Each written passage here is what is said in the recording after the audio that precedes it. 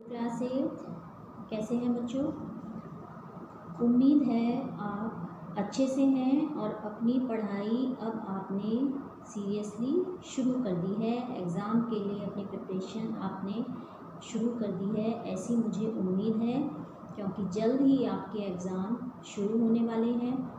आप लोगों को शीट भी दी जा चुकी है। कुछ एक बच्चे उसमें से ऐसे हैं जिन्हें किसी रीज़न की वजह से शीट नहीं मिली है, मतलब अगर उनके ड्यूज़ हैं स्कूल में, फ़ीस वगैरह अगर उनकी रह गई हैं तो वो सबमिट करके अपनी शीट ले जाएं जल्दी से जल्दी, क्योंकि 20 के बाद आपके एग्ज़ाम हैं। आपको पता है 20 तारीख के बाद आपके एग्ज़ाम होने हैं।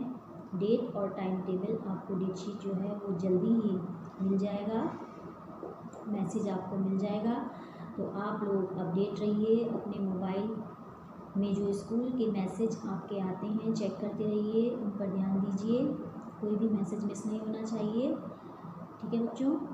और पढ़ाई अच्छे से शुरू कर दीजिए। अब लापरवाही बिल्कुल नहीं करनी है, चीटिंग के भरोसे बिल्कुल नहीं रहना है। अपनी मेहनत से आपको मार्क्स लाने हैं। और 40 नंबर का आपका ये लिखित पेपर है, लिखित परीक्षा है आपकी 40 नंबर की, और 20 नंबर आपके असाइनमेंट के हैं, जो कि आपको दिए जाएंगे और बिल्कुल अच्छे से दिए जाएंगे। जिसने जो असाइनमेंट जितनी अच्छी तरह से करा है उसको उतने मार्क्स असाइनमेंट के दिए जाएंगे। और जो इन असाइनमेंट को करने में लापरवाही बरत रहे हैं, बार बार फ़ोन करने के बावजूद, बार बार कहने के बावजूद असाइनमेंट सेंड नहीं कर रहे हैं, यदि उनको कोई प्रॉब्लम भी है, समस्या भी है, बता नहीं रहे हैं, जबकि मैंने कहा था कि अगर ऐसी कोई प्रॉब्लम है तो आप बताएं विद्यालय में आकर, तो उनको इन मार्क्स का फ़ायदा नहीं होगा, है ना। इन असाइनमेंट के मार्क्स का फ़ायदा किसे होगा? जिन बच्चों ने रेगुलरली अपने असाइनमेंट समय से सेंड किए हैं, उनको ज़रूर इसके मार्क्स दिए जाएंगे। 10 असाइनमेंट आपको एग्ज़ाम से पहले दिए जा रहे हैं। ये आपका एग्ज़ाम से पहले लास्ट वीडियो है, इसके बाद आपके एग्ज़ाम हैं। तो ये जो 10 वीडियो में हमने आपको सिलेबस कवर करवाया है, लिटरेचर लैंग्वेज में जो भी हमने आपको पढ़ाया है, उसी में से एग्ज़ाम में आएगा, है ना। कई बच्चों के प्रश्न हैं कि सिलेबस क्या है, सिलेबस नहीं दिया गया। बहुत सारे बच्चे पूछ रहे थे, आंसर शीट लेने जब स्कूल में आए थे तो पूछ रहे थे कि इस बार सिलेबस नहीं बताया, क्या सिलेबस भी मैसेज के थ्रू आएगा। तो बच्चों, जो आपको 1 से 10 तक असाइनमेंट में दिया गया है, जो आपको वीडियो के माध्यम से हमने पढ़ाया है, वही आपका सिलेबस है, ठीक है बच्चों। तो आप लोग एग्ज़ाम की तैयारी करिए, पढ़ाई शुरू कर दीजिए, लर्न करना शुरू कर दीजिए, ताकि आपको परीक्षा में अच्छे अंक प्राप्त हो सके। असाइनमेंट भी जल्दी से जल्दी भेजिए, यदि किसी के पेंडिंग है तो इन मार्क्स का भी आपको फ़ायदा होगा। आपको 20 में से जो मार्क्स मिलेंगे फिर ऐड होंगे, 40 में से मिलेंगे रिटर्न में और 20 असाइनमेंट के, फिर उनको जोड़ा जाएगा। तो ठीक है बच्चों, अब मुझे उम्मीद है कि आप सभी असाइनमेंट जल्दी ही भेजेंगे। अब सिलेबस की बात करते हैं। लिटरेचर में मैंने आपको 3 पार्ट पढ़ाए थे, शुरू के 3 पार्ट मैंने आपको समझाए थे। और व्याकरण में मैंने आपको पार्ट 1 और पार्ट 2, भाषा, बोली, लिपि और व्याकरण, और दूसरा पार्ट जो है वर्ण विचार, वो पढ़ाया है लैंग्वेज में, ठीक है, हिंदी लैंग्वेज में। इसके अलावा आपका थोड़ा बहुत जो पढ़ाने के लिए रह गया है लैंग्वेज में, वो आपको आज मैं इस वीडियो के माध्यम से पढ़ाऊँगी। और ये आपका पूरा सिलेबस है जो आपको एग्ज़ाम में लर्न करना है, ठीक है बच्चों। तो हिंदी लैंग्वेज की बात करते हैं। पार्ट 1 और 2 तो मैं आपको पूरा पढ़ा चुकी हूँ, उस पर आधारित मैंने आपको प्रश्नोत्तर भी दे दिए थे। आज मैं जो आपको पढ़ाने जा रही हूँ, अनुच्छेद लेखन, ठीक है, अनुच्छेद लेखन यानी कि पैराग्राफ राइटिंग।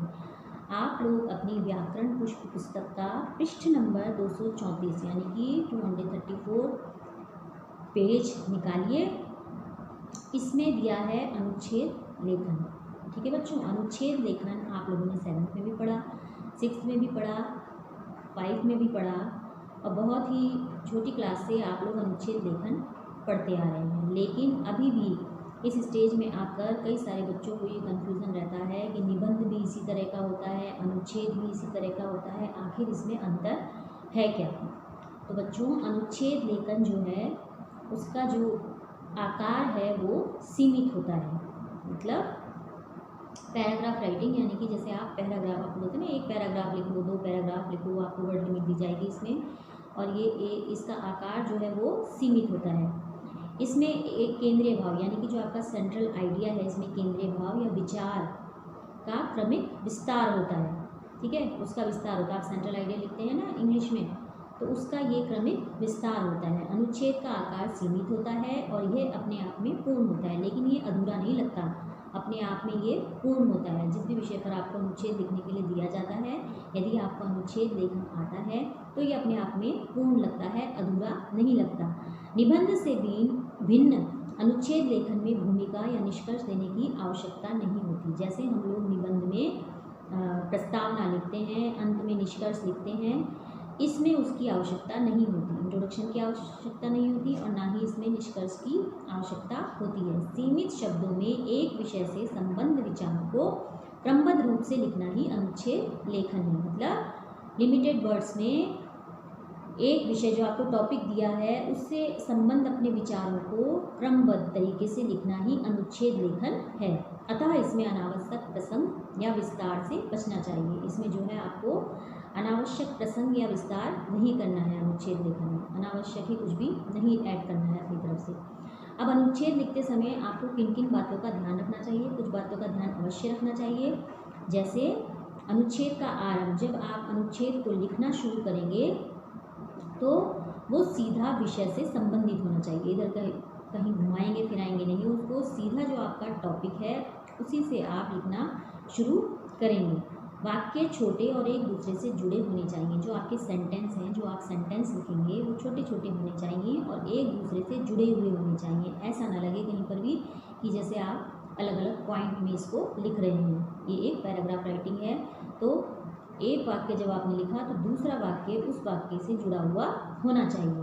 भाषा सरल, सहज, स्पष्ट और प्रभावशाली होनी चाहिए। आपने भाषा जो प्रयोग की है अनुच्छेद लेखन में वो एक तो सरल होनी चाहिए, सिंपल होनी चाहिए, सहज मतलब दूसरे को समझ में आनी चाहिए, इतनी सरल होनी चाहिए, स्पष्ट और प्रभावशाली। प्रभावशाली ऐसी होनी चाहिए कि जैसे ही कोई उसको पढ़े तो एकदम उस पर जो विषय दिया गया है उससे संबंध, उस पर प्रभाव पड़े।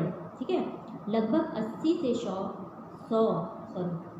से 100 शब्दों में अनुच्छेद लिखना चाहिए।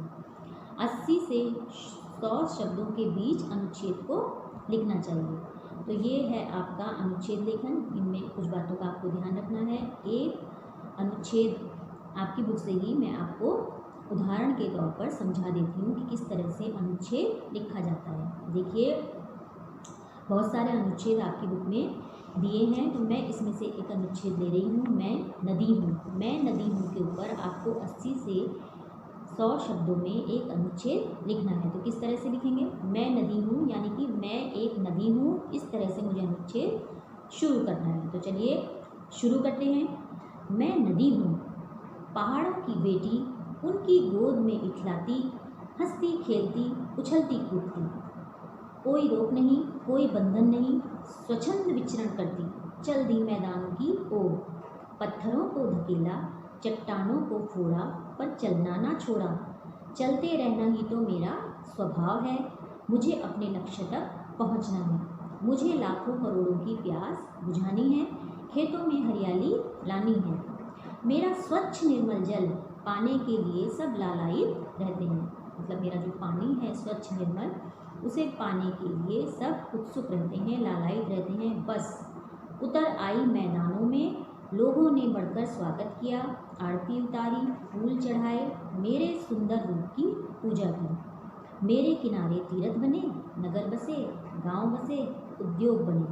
मेरा तो जन्म ही परोपकार के लिए हुआ है, लेकिन इसका मुझे कोई अभिमान नहीं।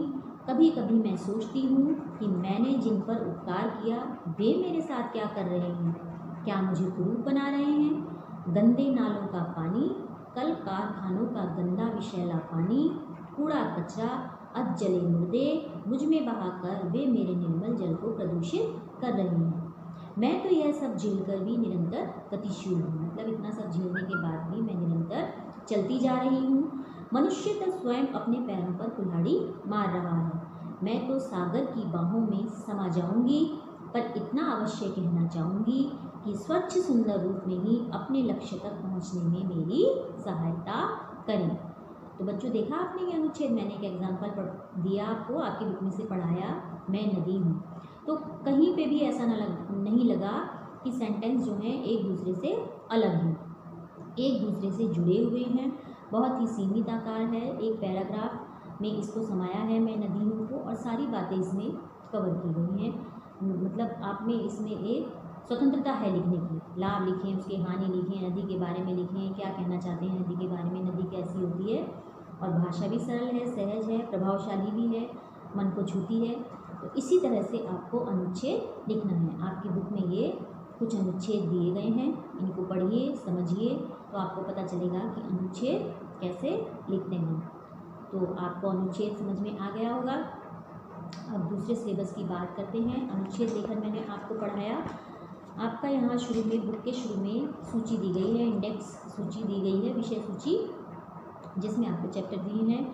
तो उसमें से अनुच्छेद लेखन मैंने आपको पढ़ाया। अब रहता है आपका पर्यायवाची शब्द और विपरीतार्थक शब्द। विपरीतार्थक शब्द यानी कि विलोम शब्द। पेज नंबर 44 पर दिया है पर्यायवाची शब्द, और विपरीतार्थक शब्द दिया है 49 पेज पर। ये भी आप कक्षा 1 से नर्सरी केजी में भी आजकल तो पढ़ाया जाता है विलोम शब्द, थोड़ा थोड़ा बच्चों को समझाया जाता है, छोटे छोटे बच्चों को। तो ये आप बचपन से ही पढ़ते आ रहे हैं विलोम शब्द। इसमें आपको मुश्किल नहीं होनी चाहिए, बिल्कुल सरल होता है। एक जो विलोम शब्द आपको दिया है उसका उल्टा दूसरा शब्द होता है। तो ठीक है, चलिए हम विलोम शब्द और पर्यायवाची शब्द देखते हैं। पेज नंबर 44 निकालिए अपनी बुक का, पहले 44 पेज निकालिए। 44 पेज पर आपके पर्यायवाची दिए हैं। पर्यायवाची क्या होते हैं? समान अर्थ का बोध कराने वाले शब्दों को समानार्थी या पर्यायवाची कहते हैं। मतलब जो समान अर्थ के होते हैं उनको पर्यायवाची शब्द कहते हैं। अर्थात जो अनेक शब्द, जो बहुत सारे शब्द एक अर्थ का बोध कराते हैं, उन्हें हम पर्यायवाची कहते हैं। तो बच्चों इसमें से 1 से 10 तक के पर्यायवाची आपको याद करने हैं। पर्यायवाची शब्द एग्जाम के लिए 1 से 10 तक के पर्यायवाची शब्द आपको लर्न करने हैं। मैं पढ़ देती हूँ एक बार, देखिए। नंबर 1 है अग्नि। अग्नि के पर्यायवाची दिए हैं इसमें आग, अनल, पावक, ज्वाला, कृषाणु, वहनी। आपको जो ठीक लगे 2-3 याद कर लीजिए, जो आसान लगे, इजी लगे। दूसरा है अश्व, घोड़ा, तुरंग, है, बाजी, घोटक, सैंधव। ठीक है। तीसरा है अमृत, पीयूष, अमीय, सुधा, सोम, सुरभोग। चौथा है अनुपम, अनोखा, अपूर्व, अद्भुत, निराला, अनूठा, अद्वितीय। ठीक है। 5th है अंधकार, तिमिर, अंधेरा, तम, तमीर। ठीक है। छठा है अहंकार, दम, घमंड, दर्प, अभिमान। 7th है आपका अतिथि, अभ्यागत, आगंतुक, पाहुना, मेहमान। 8th है असुर। असुर का है राक्षस, निशाचर, दैत्य, दानव, रजनीचर, धनुज। 9th है आपका आँख, नयन, नेत्र, चक्षु, लोचन, अक्षी। और 10th है आपका आकाश, नभ, गगन, आसमान, अनंत, व्योम, शून्य। ठीक है। ये तो है पर्यायवाची शब्द। अब पेज नंबर 49 पर आपके विलोम शब्द दिए हैं, यानी कि विपरीतार्थक शब्द। विपरीतार्थक शब्द क्या होते हैं? जो शब्द अर्थ की दृष्टि से परस्पर विपरीत होते हैं, एक दूसरे के उल्टे होते हैं, उन्हें विपरीत या विलोम शब्द कहते हैं। चलिए 1 से 10 तक ही आपको विलोम शब्द भी लर्न करने हैं एग्जाम के लिए। देखिए, पहला है अर्थ, अर्थ का अनर्थ। 2nd है अमृत, अमृत का विष। 3rd है अंधकार, अंधकार का प्रकाश। 4th है अल्पज्ञ, अल्पज्ञ का बहुज्ञ। 5th है अनुकूल, अनुकूल का प्रतिकूल। 6th है आपका अनुज, अनुज का अग्रज। 7 है आपका अवनति, अवनति का उन्नति। 8 है आपका अतीत, अतीत का वर्तमान। 9 है आपका अनाथ, अनाथ का सनाथ। 10 है आपका अचेत, अचेत का सचेत। ठीक है। तो आप इनको लर्न कीजिए एग्ज़ाम के लिए। ये आपका लैंग्वेज का सिलेबस हो गया। क्या बताया लैंग्वेज में? पार्ट 1 और पार्ट 2, उसके अलावा अनुच्छेद लेखन। ठीक है। अनुच्छेद लेखन के अलावा विलोम शब्द और पर्यायवाची शब्द। लिटरेचर में आपके पार्ट 1, 2, 3 हैं ही। शुरू के पार्ट 1, 2, 3 जो आपको लर्न करने हैं, क्वेश्चन आंसर लर्न करने हैं, शब्दार्थ लर्न करने हैं, फिल इन द ब्लैंक्स देखने हैं, पार्ट को अच्छी तरह से पढ़ना है, बीच में से कुछ भी पूछा जाएगा, ठीक है। तो उसके लिए आपको पार्ट को पढ़ना ज़रूरी है। तो मुझे उम्मीद है कि आप लोग एग्ज़ाम की तैयारी अच्छे से करेंगे और आपके पेंडिंग असाइनमेंट, मैं फिर से कह रही हूँ बच्चों, ध्यान से सुनिए, पेंडिंग असाइनमेंट आप ज़रूर जीमेल पर सेंड करेंगे। नोटबुक कोई शो नहीं करेगा, उसको जीमेल पर सेंड करने का प्रयास कीजिए। उसमें कोई प्रॉब्लम आ रही है तो स्कूल में आकर मोबाइल लेकर आइए, पूछिए क्या दिक्कत हो रही है, असाइनमेंट सेंड क्यों नहीं हो रहे हैं। लेकिन जितने भी पेंडिंग असाइनमेंट आपके बचे हैं, जिस भी सब्जेक्ट के, आपको वह सेंड करने हैं, उसमें लापरवाही बिल्कुल नहीं करनी है। तो बच्चों अब एग्ज़ाम के लिए कमर कस लीजिए, ठीक है। और एग्ज़ाम का पैटर्न वही है जैसा पहले आपको बताया गया था, मतलब जैसे भी होंगे, चाहे स्कूल में हो चाहे जैसे भी हो, आंसर शीट तो आपको दी ही जा चुकी है, आपको सब मैसेज के थ्रू पता चल जाएगा। बस आप लोग अपना मोबाइल जो है, मतलब जो स्कूल का नंबर है उसमें उसको अपडेट रखिए, ठीक है, और मैसेज चेक करते रहिए। चलिए, एग्ज़ाम के लिए बेस्ट ऑफ लक। मेरी तरफ से बहुत सारी शुभकामनाएं आपको, आपकी आने वाली परीक्षा के लिए। अच्छे से एग्ज़ाम दीजिए, घर पर रहिए, सुरक्षित रहिए, अपना ध्यान रखिए। बाय बाय बच्चों, टेक केयर।